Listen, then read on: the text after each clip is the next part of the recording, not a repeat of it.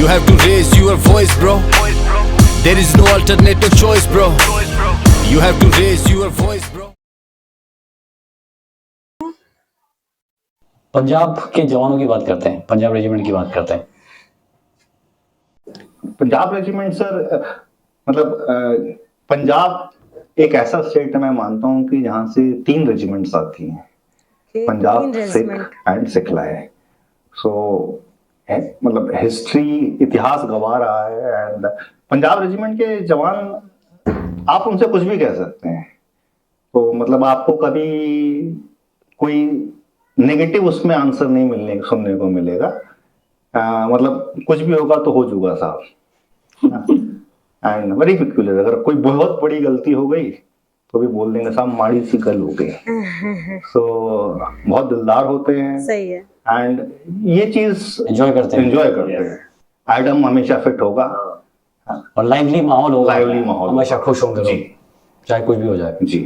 Punjab troops तो हैं ही बहुत बढ़िया सर, बट स्पेशली मैं बात करूं अगर मेरी यूनिट की, मेरे पलटन की, तो 1948 में हमारी यूनिट रेज हुई है। And just after the raising हम ऑफ पोलो का पार्ट थे, जो कि हैदराबाद में हुए सिविल अनरेस्ट को रिस्टोर करने के लिए जो इंडियन आर्मी का कंटिजेंट किया था उसका पार्ट थी।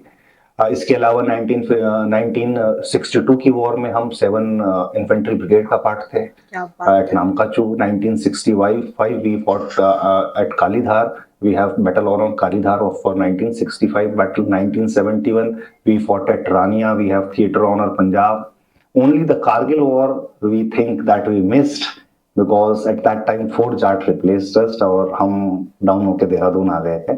and however for that duration also हम हमेशा बिल्कुल preparedness and उस स्टेट में थे कि कभी भी हमें इंडक्ट किया जा सकता है।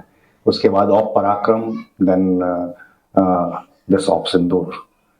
So I'm lucky to be from the unit to have seen all these battles.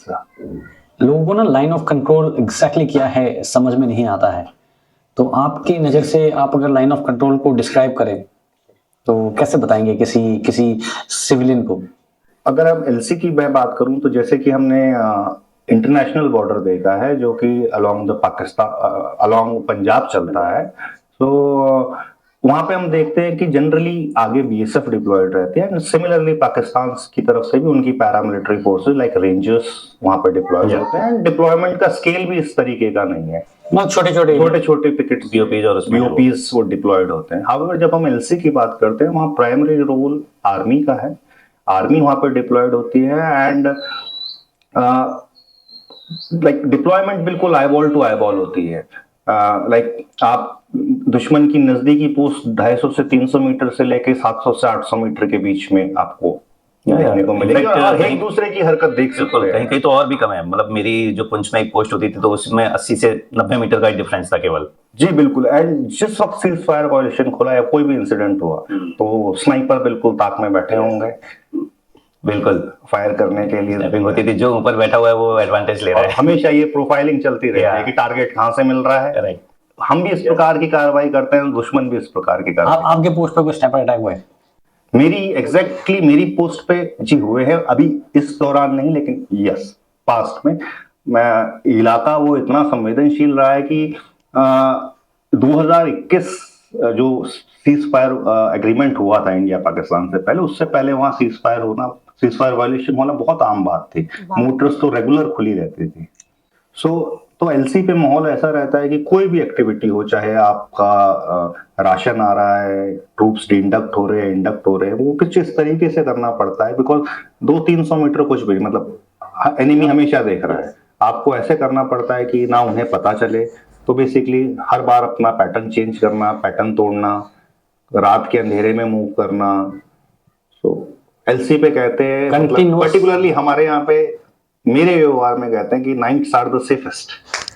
तो ये थी हमारी पंजाब रेजिमेंट और उनकी कुछ ऐसी बातें जो शायद हम सब लोगों को नहीं पता होती। कुछ लोगों को तो बिल्कुल भी, जैसे मुझे ही नहीं पता थी कि इतना पता होता है कि यार उनकी जो जीवन शैली होती है वो बहुत कठिनाइयों से भरी होती है, लेकिन कुछ चीज़ें ऐसी होती हैं जो शायद लोग बताते भी नहीं हैं।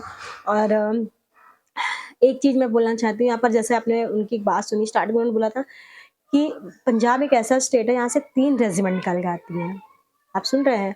और मतलब एक अपने आप में ये प्राउड की बात है यार कि जहाँ से हम एक भी नहीं निकाल सकते हैं, और लोगों को लगता है कि कुछ चीज़ें हैं पंजाब के बारे में जो लोगों ने इतनी इतनी खराब कर रखी है वहाँ के माहौल को।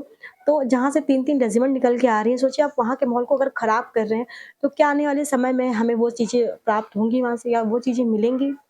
प्लीज़ इस चीज़ पे सोचिएगा, और प्लीज़, प्लीज़, प्लीज़ जितना हो सके पंजाब जो है ना, भारत का एक ऐसा हिस्सा है जहाँ पर हमें बहुत सारा कल्चर देखने को मिलता है एंड बहुत सारा सहयोग मिलता है। तो प्लीज़ उसको सेफ रखिए और सुरक्षित रखिए। मिलती हूँ अपनी नेक्स्ट वीडियो में, अपना ख्याल रखिए और सपोर्ट करते रहिए मुझे, प्लीज़ आपका सपोर्ट मुझे बहुत ज़रूरत है। मिलती हूँ आपको नेक्स्ट वीडियो, अपना ख्याल रखिए, take care and bye bye.